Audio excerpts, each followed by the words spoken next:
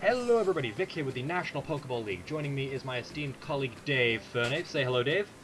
Hello, everybody. And today we are going to be bringing you the weekly update for Week 2 of the National Pokeball League. We've got 5 matches played, 5 results rendered, and enough hacks to, overturn half the ladder. So without further ado, I think we're going to jump in with an analysis of the Atlanta-Portland match. So the Portland Timbers and the Atlanta Braviaries. This was a primarily Wi-Fi battle.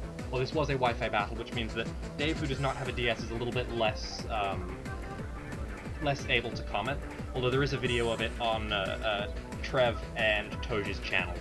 So it's going to be Togavore Gaming and Trev the King, those two YouTube channels. And the big notes that I had on this battle were A, best Victini name ever. He named his Victini TTM Vic, that's me, and I was super happy about that. Other than that, it was just an incredibly hacksy game. Trev got super lucky and Toj got super screwed. Mega Launcher Mega Blastoise got 2 crits on Scald in a row with a burn on Sylveon. Sylveon was really the big check on Toj's part to a lot of Trev's team, so it really just sort of broke everything down. And while that didn't kill the Sylveon, it was able to get back a decent amount of health, it just ruined momentum and set things to a horrible tone. There were a ton of crits this match that were really very important, and there was nothing that really happened in Toji's favor this entire go-around. It was all just Trev coming in, getting crit winning. I mean, both guys played amazingly, and I do stand by the fact that these are 2 of the best teams in the league, but I don't think this was a good showing for either of them. There were a couple of misplays, like a Ice Beam on an Arcanine when an Earth Power was pretty obviously the play because the Arcanine was being sacked. It got extra damage on Kieran Black, and it just wasn't the play that I would have liked to see. That said, it was a pretty defiant win on Portland's part, so I guess congratulations to them. But I would like to see a better caliber of play out of both of these guys, and I realize it's not their fault, but even so, here's hoping for a better match next week. Do you have any comments, Dave, on that match, or do you not really have any idea of what went down? I mean, no, I got a summary from Trev and Toge. They talked about it. Okay. And, all I know is Toge, all he cared about was just his Sylveon. That's all he kept complaining about, was my Sylveon's longevity. Yeah, Sylveon got absolutely trashed when it really shouldn't have. 2 crits in a row, plus a burn. There's just nothing you can really do about that horrible luck. Although I think that the next Scald that hit was also a crit, so it was like 3 and 4 turns. It was bad.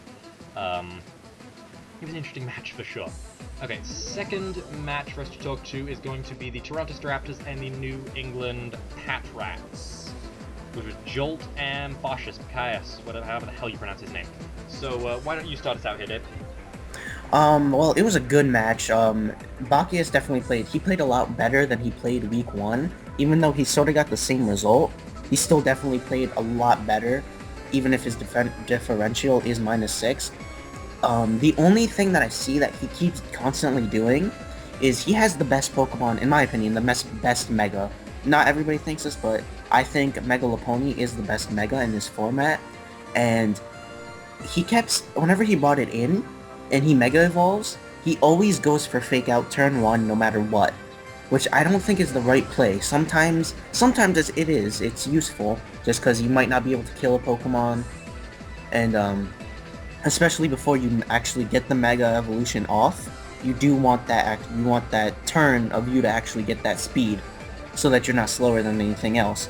So in some cases, going for Fake Out is right, but I mean, when you're faster than the other Pokemon and you're going to kill it, you should definitely go for either High Jump Kick or Return. He always played a little bit too safe. Even when I mock battled him, he would just he wouldn't make aggressive plays with his Mega Lopunny, even when they were like really safe, like not predictions as much as they were just safe plays that he should have gone for, but he still kind of didn't. And I feel like if he was a little bit more aggressive with his Mega Lopunny, he could have definitely pulled some better differentials. Okay, I'm actually going to have to disagree with you a little bit there. I don't think this was a particularly good game. I don't think it was a particularly good week here in the MPL. I think that it was a pretty weak showing of skill, luck, team preparation. Overall, I am not impressed with one pretty major exception. I'm gonna have to lay into Jolt a little bit. He did not play well. It got messed up a little bit to begin with, just not knowing what Bosch's team was. I have to say I was a little bit surprised by the team that he brought. I don't think that Lopunny was really necessary, because Skarmory and Mega Venusaur are two of the hard counters. There's just no way that Mega Lopunny can break those. And the one thing on his team that really and truly poses a threat to those two would be a Specs or just a fast offensive Gardevoir, and Bosch has brought Spadef. Spadef Gardevoir just did nothing. I have no idea why it was there, because it still gets pegged by Sludge Bomb. Sludge Bomb's still an easy 2-hit KO, and it's not going to take any of the physical attacks, which are where you prefer to hit, Gardevoir. Also, I think that there was a pretty major misplay on... Why is my computer freaking out? There's a pretty major misplay on Bosch's part, not defogging before bringing in Volcarona. He had infinite opportunity to bring in the Scizor, get off a defog, but instead he just brought in Volca to die. It took 50% from Stealth Rock, and even after a Quiver Dance, it just died for the HP Rock from Clef, which was pretty obviously the check. I mean, it was left in against Volca. Clef wouldn't switch into Volca unless it's got some presence. So I really don't follow that, and then the use of Superpower by the Scizor on Clefable just didn't make any sense. That said, the match fell down to a stall war, which sucks. It's incredibly boring to watch, and I think these guys can both do better. And I think that Jolt overall had trouble adapting to the very odd team that Bosch has brought, which speaks to me that his team was almost too specialized for what he saw coming, rather than what was actually there. I would like to say that what actually happened was Jolt switched in a Dragonite to a Gliscor, and Bacchius just kind of stayed in. And I was like, oh, yeah, it has Ice Beam. What did you expect? He switched it in, he brought it in, he knew Jolt was definitely trying to get that matchup of Dragonite versus Gliscor. I feel like Bacchius, because Ice Punch, I don't think would have KO'd if it was physically defensive. Maybe that's what he was thinking. But, I was definitely, just maybe because I've used a Specs Dragonite on the ladder, just because I know that whenever people see something that's not standard, they just freak out and just sack everything. So maybe I already knew that Dragonite had Ice Beam, but I mean, I thought it was kind of obvious that, you know, Jolt was trying so hard to get that matchup, and I think Bacchius should have switched and saved his Gliscor. Also, I don't mind the Spadef Gardevoir, but I think it should have just had Thunderbolt on it. Yeah, I think that would have justified it a little bit more, but if it doesn't have attack investment, it's not going to necessarily take care of Skarmory, which can be running Iron Head, or can be, things like that. Yeah, the whole Gliscor Dragonite thing was just sort of a mess. Let's leave it at that. It was a mess. The third game up was San Antonio and Detroit. The San Antonio Swampets and the Detroit Pincers. Dave?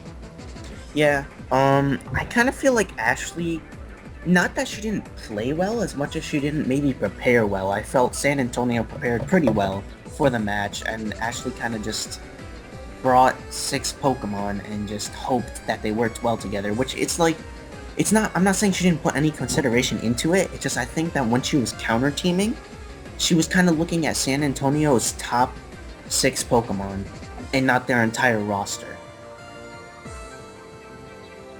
Yeah, no, I do hear that. I gotta say that I've noticed this 2 weeks now, is that Detroit is not playing Mega Charizard well at all. Leaving it in to get parried very obviously is obvious. And further, the use of Swords Dance over Dragon Dance, I do not agree with. So I really think that Reckless Charizard was reckless and just was basically a wasted team slot, because Charizard could easily have blown through San Antonio, given the right prep, but it just wasn't given a chance to live. It just sort of got bodied in the most profound of ways. Lucario, same thing, just kind of got brought in to die, and Lucario was kind of the secondary sweeper behind Charizard. I really like San Antonio's use of Colderberry Cresselia to eat up a knockoff, and then lose an item, and then basically lose its vulnerability to knockoff.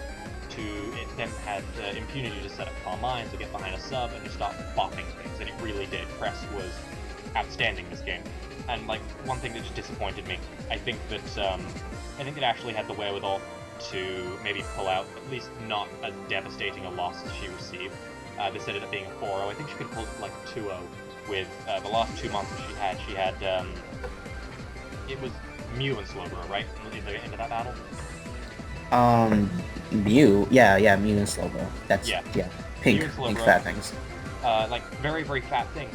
But she left Slowbro in on a toxic Dente that was going to kill itself, eventually.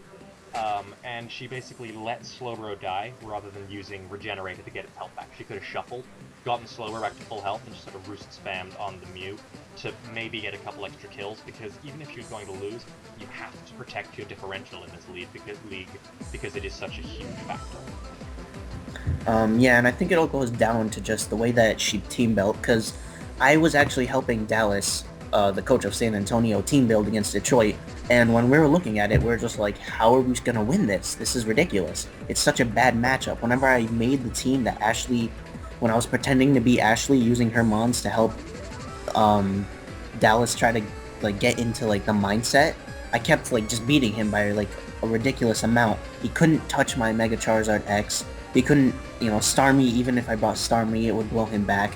And we kept trying to make a team. And in the end, we threw something together, and we're just like, all right, we're gonna just try to make it a 1-0 victory, or I mean a 1-0 loss, or a 2-0. Just try to keep as many points as we can. And then Ashley just kind of brought almost the opposite of what I brought in terms of sets and like ideas, whereas San Antonio kind of brought the best that they could, which is, I think that's what boils down to this, is the fact that it's all the team building going into it. Not the way that Ashley plays as much as it's the team building. She couldn't do anything with her team, so maybe she kind of played a little bit reckless, which isn't right, but I mean, when she realizes she doesn't have the team for this, she starts to panic, I think. Yeah, I do hear that she started to panic and just started throwing stuff away. But the plays with Charizard at the beginning were completely unnecessary. Letting it get bopped as hard as it did, letting it get paralyzed, using Sword Stance, just nah. If you're gonna use Sword Stance, use Belly Pump. So the next match on the docket is Phoenix Oakland, Phoenix Sunken and the Oakland Rosa Raiders. I feel like of all of these battles, this was the best battle. Yes. Just because it was definitely two guys that played well. I don't feel like there were too many misplays on each other's part. I feel like they just played at a right level, and just Phoenix just came out on top for this one. But I feel like they both, like, Oakland did the best that they could, and Phoenix definitely did the best that they could. I hear that. I think that the kind of the thing that lost Oakland the match was improper preparation for Thundy, with a little bit of clearance by the rest of the team. Thunderous Incarnate just comes in, throws up a nasty plot, and drops T-Bolts until it dies, or until the other team is gone. And that's what happened. It just came in and decided, I'm tired of you living, have a Thunderbolt. And that was the game. And so, it was a great match to watch. This was the highlight of the week for me, because it was not a Haxie match.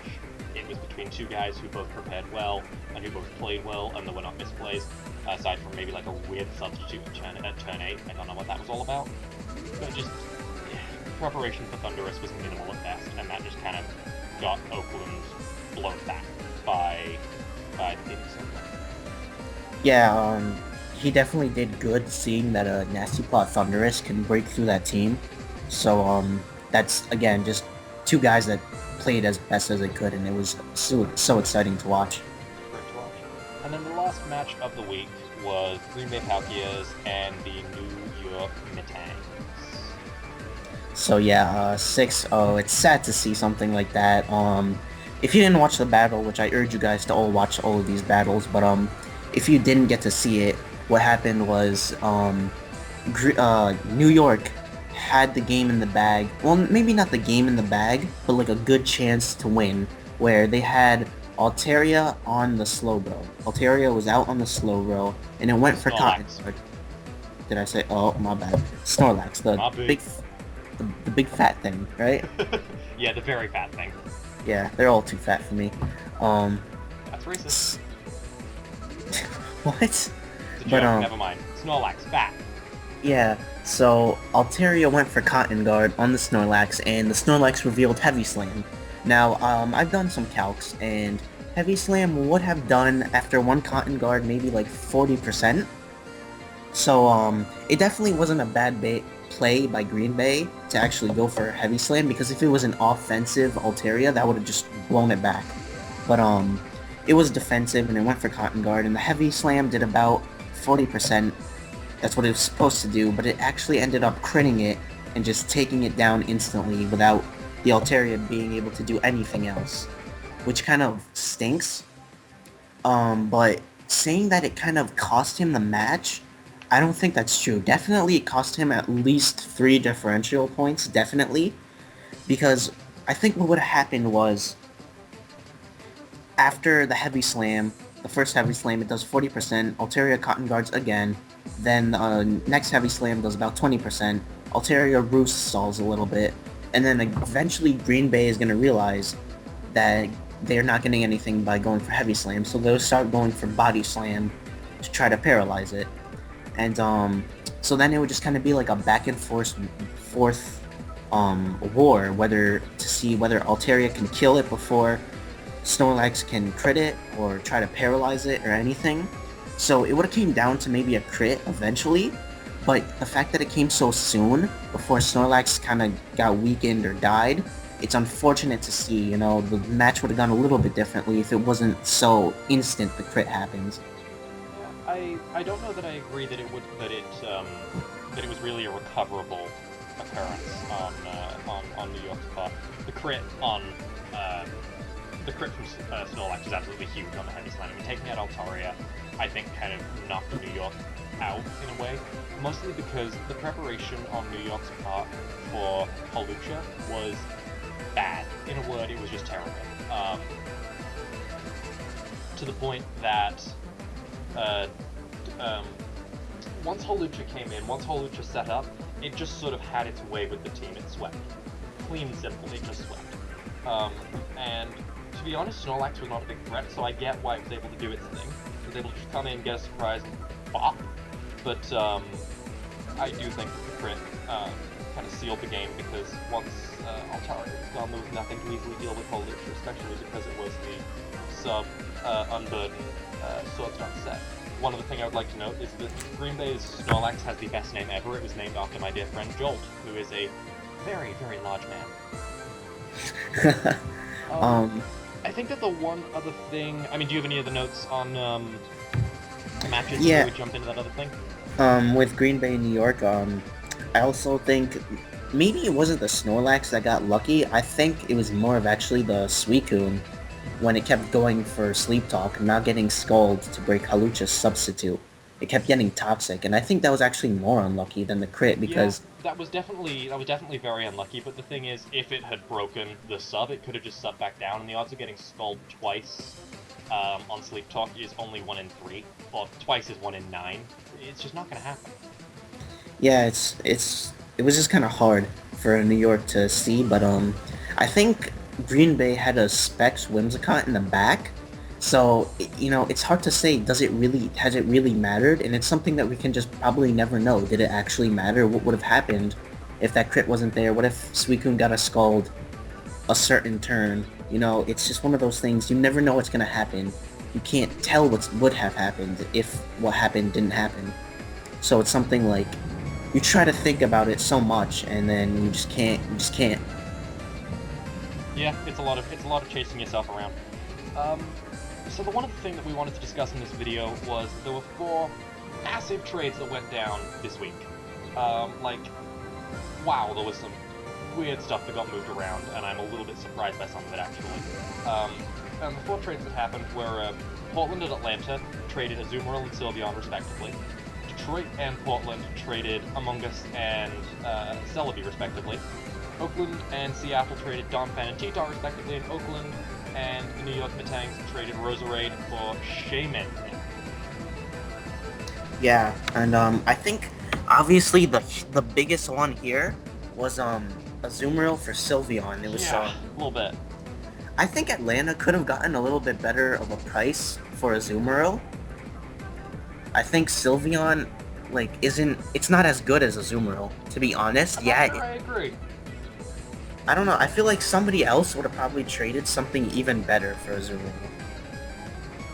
Yeah, and it wouldn't surprise me if Azumarill moves hands again, but I would say that, like, Spec Sylveon and Cleric Sylveon are both phenomenal sets, especially in draft format, because it's only got 2 weaknesses, and its defenses are really very good. I like Sylveon a lot, and I think it's harder to prepare for than Zuzu, because Zuzu is just, you give a physical wall, you send in the physical wall, GG.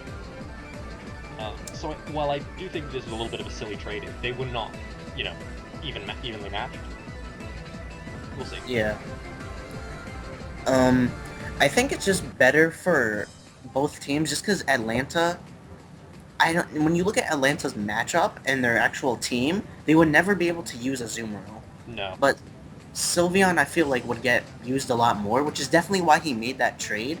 It's just when you just look at the Pokemon Azumarill and the Pokemon Sylveon by itself, that's why it just doesn't add up.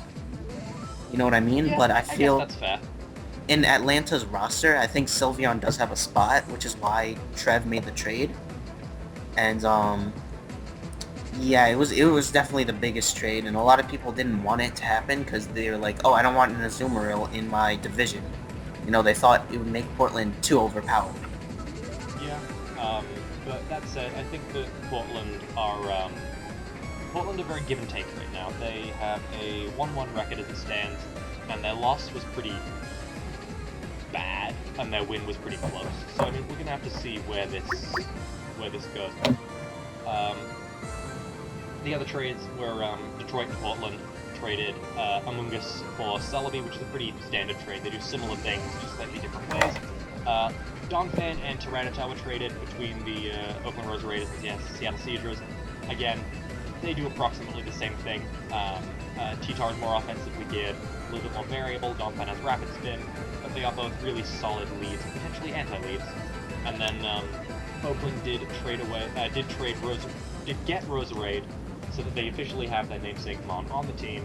In exchange, New York Mets get Shaman, which I have no doubt they will put to good use because Shaman Land is a bit of a monster in the format, actually. It's basically a slightly worse Victini, because its stats are great, its moves are great, and it's got a phenomenal ability in Natural Cure, so it can just kind of switch in, pop, go to sleep, switch back out, and come back in to win. Do you have any more comments before we close this one off, Mr. Fernape? Yeah, I also thought it was ironic that Atlanta got Sylveon after haxing it. Yeah, very much so. I think that they've decided, I feel bad, I should give this a good home. It's definitely an interesting trade, but I guess we'll just have to see.